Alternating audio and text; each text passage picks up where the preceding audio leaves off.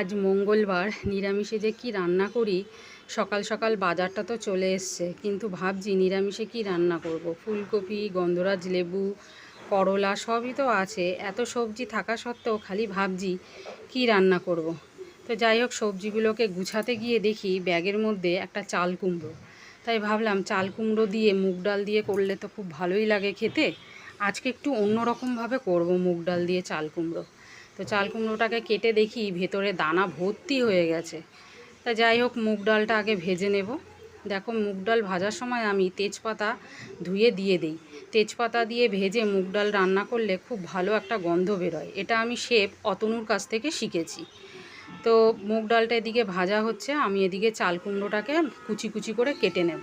তো চাল কুমড়োটা খুব শক্ত আর দানা দানা হয়ে গেছে ভেতরে, এই জন্য কাটাটাও একটু বড় বড় হয়েছে।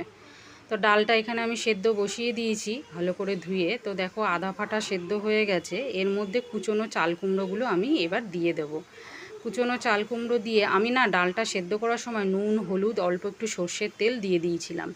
তো এবার চাল কুমড়ো কুচনোটা দিয়ে দিচ্ছি, দিয়ে নেড়ে চেড়ে এটাকেও একটু সেদ্ধ করে নেব ডালের সাথে। তারপরে সেদ্ধ করে ভালো করে সেদ্ধ হয়ে গেলে তারপরে নামিয়ে নেব। তো এখানে দেখো, চাল কুমড়ো আর ডাল সেদ্ধ হয়ে গেছে। আমি এবার এটাকে একটা পাত্রের মধ্যে ঢেলে নিচ্ছি। এবার হচ্ছে ডালটাকে আমি সম্বার দেব। মুগ ডালের মধ্যে তো তেজপাতা, জিরে, শুকনো লঙ্কা, আদা এগুলো তো যাই। তো প্রথমে কড়াইটা ধুয়ে নিই, ধুয়ে এই যে তেল দিয়ে দিয়েছি। এর মধ্যে এবার দুটো শুকনো লঙ্কা একটু নেড়ে চেড়ে নিচ্ছি। শুকনো লঙ্কাটাকে একটু লাল লাল করে ভেজে নেব। এর মধ্যে এবার 1 চামচ জিরে দিয়ে দিলাম, সাদা জিরে। এইবারে এর মধ্যে ডালটা আমি ঢেলে দেব। আমি এখানে আদাটা দিলাম না, কারণ চাল কুমড়ো দিয়ে মুগ ডাল করছি, তো ভাবলাম যে আদা আজকে দেব না, আদা ছাড়াই করব। তো দেখো, এখানে শুকনো লঙ্কা, তেজপাতা, জিরে, আদা, ডাল, চাল কুমড়ো সব মিলেমিশে একাকার। এইবার ডালটা এখানে মোটামুটি আমার পুরো রেডি হয়ে গেছে। এবার এর মধ্যে একটু ঘি দিয়ে দিচ্ছি। ঘি দিলে মুগ ডালে বেশ ফ্লেভারটা খুব ভালো আসে। আর ওপর থেকে দিয়ে দিচ্ছি জিরের গুঁড়ো। গোটা সাদা জিরেটাকে শুকনো খোলায় আমি ভেজে গুঁড়ো করে রেখেছিলাম, সেই ভাজা জিরের গুঁড়োটা আমি এখানে দিয়ে দিচ্ছি। ওপর থেকে ছড়িয়ে দিয়ে ভালো করে নাড়াচাড়া করে নেব। নাড়াচাড়া করে তারপরে আবার ওপর থেকে একটু ছড়িয়ে দেব।